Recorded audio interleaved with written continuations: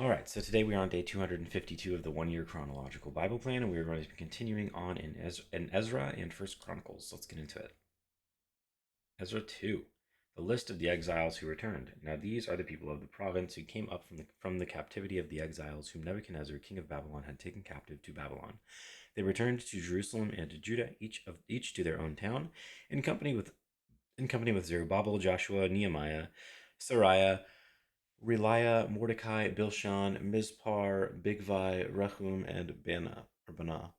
The list of the men of the people of Israel, the descendants of Parash, 2,172, of Shephatiah, 372, of Ara, 775, of Pahath Moab, through the line of Jeshua and Joab, 2,812, of Elam, 1,254, of Zatu, 945, of Zakai, 760, of Bani, 642, of Bebai, 623, of Asgad, 1,222, of Adonikam, 666, of Bigvai, 2,056, of Aden, 950 or 454, of Ater through Hezekiah, 98, of Beziah, 323, of Jorah, 112, of Hashem, 223, of Gebar, 95, the men of Bethlehem, 123, of Netophah, 56, of Anathoth, 128, of Asmaveth, 42, of Kiriath Jearim, Kephara, and Beeroth, 743, of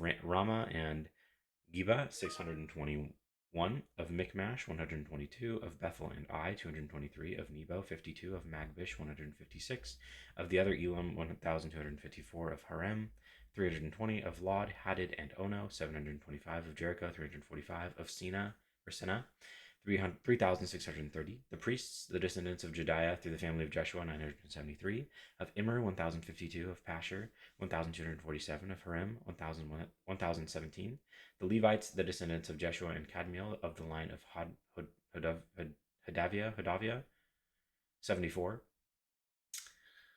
The musicians, the descendants of Asaph, 128. The gatekeepers of the temple, the descendants of Shalom, Ater, Talmon, Akub, Hatita, and Shobai, 139. The temple servants, the descendants of Ziha, Hasufa, Tabeath, Keras, Sayaha, Padon, Lebanah, Hagabah, Akub, Hagab, Shalmai, Hanan, Gidel, Gahar, Rea, Rezin, Dakota, Gazam, Uzzah, Paseah, Besai, Asna, Munim, Nefusim, Bakbuk, Hakufa, Harher, Bazluth, Mehida, Harsha, Barkos, Sisera, Tima, Neziah, and Hatifa, the descendants of the servants of Solomon, the descendants of Sotai, Hasaphreth, Peruda, Jala, Darkon, Gidel, Shephatiah, Hatil, Pokereth, Hazabam, and Ami, the temple servants and the descendants of the servants of Solomon, 392. The following came up from the towns of Tel Melah, Tel Harsha, Karub, Adon, and Immer, but they could not show that their families were descended from Israel, the descendants of Delaiah, Tobiah, and Nekoda, 652, and from among the priests, the descendants of Hobiah, Hakaz, and Barzillai, a man who had married a daughter of Barzillai the Gileadite, and was called by that name. These searched for their family records, but they could not find them, and so were excluded from the priesthood as unclean. The governor ordered them not to eat any of the most sacred food until there was a priest ministering with the Urim and Thummim. The whole company numbered 42,360, besides their 7,337 male and female slaves, and they also had 200 male and female singers. They had 736 horses, 245 mules, 435 camels, and 6,720 donkeys. When they arrived at the house of the Lord in Jerusalem, some of the heads of the families gave free will offerings toward the rebuilding of the house of God on its site, according to their ability, they gave to the treasury for this work 61,000 derricks, which is about 1,100 pounds of gold, 5,000 minas, which is about 3 tons of silver, and 100 priestly garments. The priests, the Levites, the musicians, the gatekeepers, and the temple servants settled in their own towns, along with some of the other people, and the rest of the Israelites settled in their towns.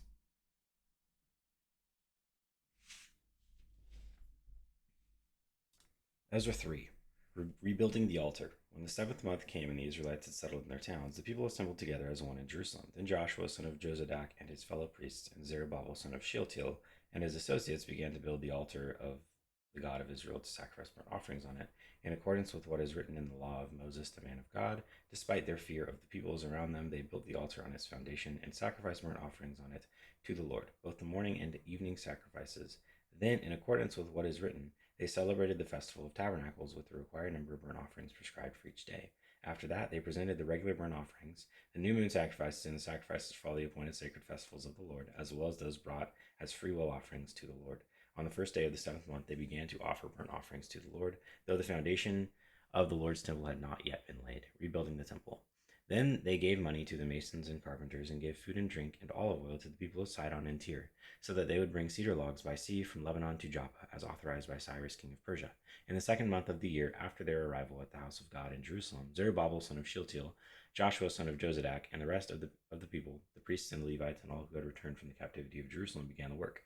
They appointed Levites 20 years old and older to supervise the building of the house of the Lord. Joshua and his sons and brothers, and Kadmiel and his sons, descendants of Hodaviah, and the sons of Henadad and their sons and brothers, all Levites, joined together in supervising those working on the house of God. When the builders laid the foundation of the temple of the Lord, the priests in their vestments and with trumpets, and the Levites, the sons of Asaph, with cymbals, took their places to praise the Lord, as prescribed by David, king of Israel. With praise and thanksgiving they sang to the Lord.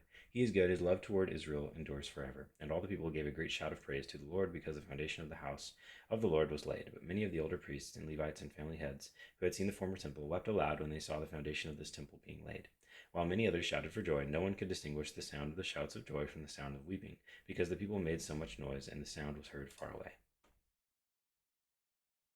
Ezra 4. When the enemies of Judah and Benjamin heard that the exiles were building a temple for the Lord, the God of Israel, they came to Zerubbabel and to the heads of the families and said, "Let us help you build, because like you, we seek your God and have been sacrificing to him since the time of Esarhaddon, king of Assyria, who brought us here." But Zerubbabel, Joshua, and the rest of the heads of the families of Israel answered, "You have no part with us in building a temple to our God. We alone will build it for the Lord, the God of Israel, as King Cyrus, the king of Persia, commanded us." Then the peoples around them set out to discourage the people of Judah and make them afraid to go on building. They bribed officials to work against them and frustrate their plans during the entire reign of Cyrus, king of Persia, and down to the reign of Darius, king of Persia. 1 Chronicles 3:19. The sons of Pedaiah, Zerubbabel and Shimei, the sons of Zerubbabel, Meshullam and Hananiah.